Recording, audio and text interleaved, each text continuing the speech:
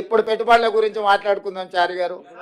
నేను మీకు ఒకటే చెప్పదలుచుకున్నా, ఈ మధ్య రీసెర్చ్లలో ఒక కొత్త జబ్బు ఏదో కనిపెట్టినరు, అంటే డాక్టర్లు మన ఏదో మాట్లాడుతూ చెప్తాం, అటెన్షన్ సీకింగ్ డిజార్డర్. అంటే ఎక్కడికైనా పెళ్ళికి వెళ్తే పెళ్లి పిల్లగాని మీదనే ఎక్కువ అటెన్షన్ ఉందనుకో, ఆ పోయిన నేనే పెళ్లి పిల్లగాని అయితే బాగుండని, ఎక్కడైనా సావుకు పోయిండు గొప్ప శవయాత్ర జరుగుతుంది అనుకో, అంటే ఈ శవయాత్ర గొప్ప జరుగుతుంది, నేను శవాన్ని అయితే ఇంకా బాగుంటుండని, అంటే వాళ్ళకి ఎంతసేపు ఉన్న అటెన్షన్ అంతా వాళ్ళ మీదనే ఉండాలని ఒక పిచ్చి ఉంటుంది. ఆ పిచ్చితోని పెళ్లి పోతే పెళ్లి పిల్లగాడు కావాలని, సావుపోతే శవం కావాలని ఇట్లాంటి కోరికలతో కొంతమంది ఉంటారు. నేను చెప్పేదాన్ని పెట్టుబడుల గురించి. ఈ పెట్టుబడులు ప్రభుత్వము విధి విధానాలు మేము వెళ్ళి ఆకర్షించి పెట్టుబడులు తేవడంతో, అరే వాళ్ళు ఎట్లా ఆకర్షిస్తారు, నేను పోయినప్పుడు ఎవరు రాలేదేంది, ఇప్పుడు వీళ్ళు పోగానే ఇంతమంది వస్తున్నారేంది, ఇన్ని పెట్టుబడులు వస్తున్నాయేందని ఈ అటెన్షన్ సీకింగ్ డిజార్డర్ అనే జబ్బుతోని ఒక ఆయన బాధపడుతుండు, ఇంకొక ఆయన ఆయనకు మద్దతు ఇస్తుండు.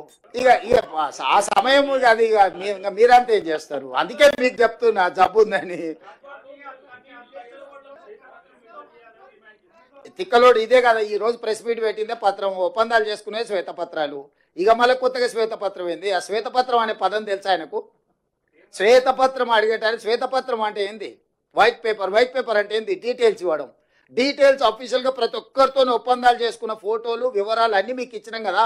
సీక్రెట్గా ఉంటే, అన్డిక్లేర్డ్ డీటెయిల్స్ ఉంటే, ప్రకటించని అప్రకటిత సమాచారం ప్రభుత్వం దగ్గర ఉంటే మనం శ్వేతపత్రం డిమాండ్ చేస్తాం. ప్రభుత్వం పలానా సంస్థకు మాత్రమే వివరాలు తెలుసు, ప్రజలందరికీ తెలవాలి కాబట్టి వాటన్నిటిని కూడా మీరు విడుదల చేయండి అని అడిగేది శ్వేతపత్రం. అసలు ఎవ్రీడే ఏం ఒప్పందాలు చేసుకున్నాం వాటి వివరాలన్నీ మీకు ఇచ్చి మీరు ప్రచురించిన తర్వాత విత్ ఎవిడెన్స్ విత్ డీటెయిల్స్ సంతకాలు ఒప్పందాలు చేసుకున్న వాళ్ళన్నిటిని మేము ఇచ్చినాం. అదే శ్వేతపత్రం కదా. నేను అదే చెప్తున్నా, ఏదో పదం బాగుంది కదా అని అనేసి ఆ తర్వాత దాని అర్థమైందో తెలుసుకొని అర్రే ఇట్లా ఉండేది లేకుండా అని ఏ పిచ్చోడు. నేను రాహుల్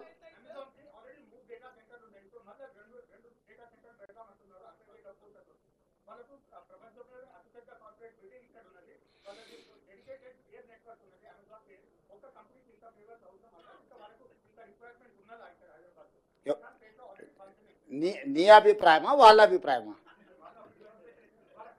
రాహుల్ వద్దంటావా పెట్టుబడి? ఇప్పుడు ఒక న్యూస్ ఛానల్ ఉందనుకో, రెండో న్యూస్ ఛానల్ వద్దని నిషేధిస్తావా? పొటెన్షియల్ ఉంటేనే పెట్టుబడి. వ్యాపారస్తుడు వ్యాపారం లాభసాటిగా ఉంటేనే పెడతారు. రాహుల్ని చూసి మొహమాట వాడి పెట్టుబడులు ఎవరు పెట్టరు. మొహమాటానికి వస్తే కాఫీ దాయిపిస్తారు తప్ప పెట్టుబడులు పెట్టరు.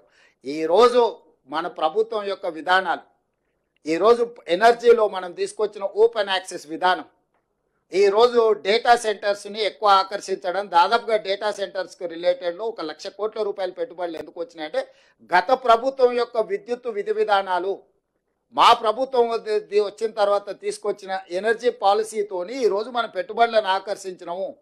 ఎప్పుడు కూడా పెట్టుబడులు ఆయా రాష్ట్ర ప్రభుత్వాల యొక్క విధి విధానాలను బట్టి పెట్టుబడులు వస్తాయి. ఈరోజు మనం తీసుకొచ్చిన ఎనర్జీ పాలసీ వల్ల మనం మ్యాక్సిమం ఇన్వెస్ట్మెంట్స్ని అట్రాక్ట్ చేయగలిగినాం.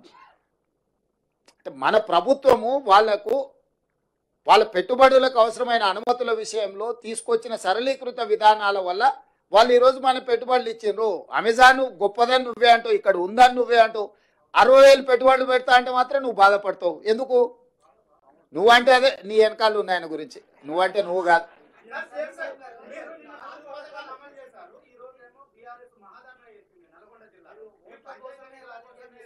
ఇప్పుడు నేను ఏమంటున్నా అంటే ఈరోజు మనం పెట్టుబడులకు సంబంధించి మాట్లాడుకుందాం. అట్లాంటి చిల్లర పంచాయతీలకు బొచ్చడి సమయం ఉంది.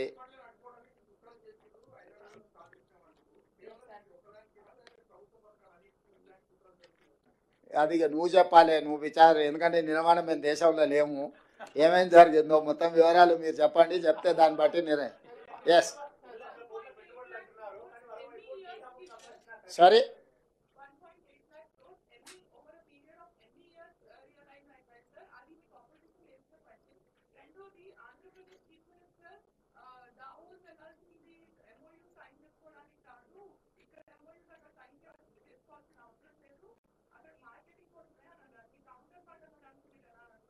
నేను ఏం స్పందించాను, ఎవరి ఆలోచన వాళ్ళది. నా వరకు డావోస్ పర్యటన అనేది పెట్టుబడులను ఆకర్షించడమే కాకుండా ప్రపంచము ఏ విధంగా ముందుకెళ్తుందో అవగాహన కల్పించుకోవడానికి కూడా మనం వెళ్తాం. అన్ని విషయాలు మనకు తెలియని విషయాలను తెలుసుకోవడం అనేది మానవుడి యొక్క పరిజ్ఞానం పెంచుకోవడం అనేది అది minimum sense and common sense. We have applied our common sense. అక్కడికి వస్తే ప్రపంచ దేశంలో అభివృద్ధి చెందిన సంస్థలతో పాటు ఇతర దేశాల యొక్క విధి విధానాలు వాళ్ళ పాలసీలు కూడా మనకు అర్థమవుతాయి ఇంటరాక్షన్స్ తోటి. ఎందుకు ఫోరంలలో పోయి మన గురించి ప్రమోట్ చేస్తాం? అసలు చాలా దేశాలకు ఇక్కడ ఏమి విధి విధానాలు ఉన్నాయో తెలవడానికి అవకాశం లేదు. అందుకే మన విధి విధానాలు ఆ ఇంటర్నేషనల్ ఫోరమ్స్ మీద మనం ఎక్స్ప్లెయిన్ చేసినాం. దానివల్ల ఏమైందంటే ఈ రోజు కాదు ఇంకొక సంవత్సరం తర్వాత అయినా వాళ్ళు ఇలాంటి పెట్టుబడులు పెట్టాలనుకున్నప్పుడు అనుకూలమైన ప్రాంతాన్ని వెతుకుతారు, అనుకూలమైన దేశాన్ని వెతుకుతారు. సో నేను క్లియర్గా ప్లాట్ఫామ్ మీద చెప్పిన, ఇప్పుడు ఇతర దేశాలు చైనాలో పెట్టుబడులు పెట్టిన దేశాలన్నీ కూడా ఇంక్లూడింగ్ యునైటెడ్ స్టేట్స్ ఆఫ్ అమెరికాతో సహా సౌత్ కొరియా లాంటి దేశాలు, చాలా దేశాలు చైనా +1 కంట్రీ కోసం వెతుకుతున్నారు. కోవిడ్ వచ్చిన తర్వాత చైనాలో పెట్టిన పెట్టుబడులు చైనా నుంచి జరుగుతున్న ఎగబోతుల మీద తీవ్రమైన ప్రభావం చూపించింది. సో ఆ దేశంతో ఒకసారి సత్సంబంధాలు దెబ్బతింటే మొత్తం పరిశ్రమలే మూతపడే పరిస్థితి వచ్చి అసలు ఆ పరిశ్రమల మనుగడనే కష్టమవుతుంది అనుకున్న సందర్భంలో చాలా దేశాలు, థాయిలాండ్ కావచ్చు, ఫిన్లాండ్ కావచ్చు, యుఎస్ కావచ్చు, సౌత్ కొరియా కావచ్చు, ఇట్లా చాలా దేశాల పేరు చెప్పగలుగుతారు. వాళ్ళందరూ చైనాకు ప్రత్యామ్నాయంగా ఒక అనుకూలమైన దేశం కోసం, ప్రాంతం కోసం వెతుకుతూరు పెట్టుబడులు పెట్టడానికి. అందుకే నేను టైమ్ అండ్ అగైన్ ప్రతి ప్లాట్ఫామ్లో చెప్పిన చైనా +1 అనే పాలసీకి తెలంగాణ అనుకూలము, తెలంగాణకు రాండి, తెలంగాణకు పెట్టుబడులు పెట్టండి. తెలంగాణ స్టేట్ను ప్రమోట్ చేసుకున్నాం మనము. ఇక్కడ competition between different states and different countries. పక్క రాష్ట్రం, ఈ రాష్ట్రం, ఆ రాష్ట్రం కాదు, అన్ని రాష్ట్రాల ముఖ్యమంత్రులు వచ్చారు. కానీ పెట్టుబడి పెట్టేటోడు ఏడబెట్టాలను ఫోకస్డ్గా అక్కడ పెట్టుబడి పెట్టారు. వాళ్ళ అంతర్జాతీయ నిపుణులతోని సంప్రదించిన తర్వాతనే వాళ్ళ పెట్టుబడులకు రక్షణ ఎక్కడ ఉన్నది, పెట్టుబడులను సాంకేతిక నైపుణ్యం ఎక్కడ ఉన్నది, ఈ రెండింటిని పరిగణలోకి తీసుకొని తెలంగాణ రాష్ట్రంలో పెట్టుబడులు పెట్టినరు. సరే ఈ రాష్ట్రం ఆయన ఏం చెప్పిండు, ఆ రాష్ట్రం ఆయన ఏం చెప్పిండు, వాళ్ళందరూ ఏం చెప్తున్నారు కాదు. నేను పెట్టుబడులు పెట్టే వాళ్ళకి నేనేం చెప్తున్నా, నన్ను విశ్వసించి వాళ్ళు నా రాష్ట్రంలో పెట్టుబడులు ఏం పెడుతున్నారు అనేది మన ఫోకస్. మా పర్యటనలో పెట్టుబడులను ఆకర్షించడమే కాదు, ప్రపంచంలో జరుగుతున్న పరిణామాల పట్ల అవగాహన కూడా కల్పించుకోవడంలో భాగంగా ఈ పర్యటన, ఈ రెండు మాకు ఉపయోగపడ్డాయి. ఈ రెండింటి ప్రాతిపదికన తెలంగాణ రాష్ట్రాన్ని అభివృద్ధి పదం వైపు నడిపిస్తాం. ఆ ప్రాజెక్ట్ రిపోర్ట్లని ఈచ్ అండ్ ఎవ్రీ ప్రాజెక్ట్కి దాని నేచరు, దాని యొక్క అవసరాన్ని బట్టి ఉంటుంది. ఓ దగ్గర ల్యాండ్ అవసరం ఉంటుంది, ఒక దగ్గర పర్మిషన్ అవసరం ఉంటుంది, ఇంకొక దగ్గర టెక్నాలజీ ట్రాన్స్ఫర్ చేసుకోవాల్సిన అవసరం ఉంటుంది, ఓ దగ్గర అంటే మెషిన్స్ ఇంపోర్ట్ చేసుకునే అవసరం ఉంటుంది.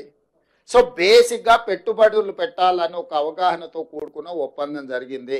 మీకు ఇంకా సింపుల్గా చేయాలంటే పెళ్లి సూపులు అయిపోయినాయి, లగ్గపత్రిక రాసుకున్నాం, ఇక మిగతా కార్యక్రమాలని ముందలు ఉన్నాయి. మనం పెళ్లి కార్యక్రమంలో ఏముంటుంది, లగ్గపత్రిక రాసుకున్నాం అంటాం, అంటే ఇక మిగతా కార్యక్రమాలన్నీ ముందుకు ఉంటాయని. పెళ్లి సూపులు అయిపోయినాయి, లగ్గపత్రిక రాసుకున్నాం వాళ్ళు మేము, ఇంకా మిగతా కార్యక్రమాలన్నీ ముందున్నాయి. Thank you.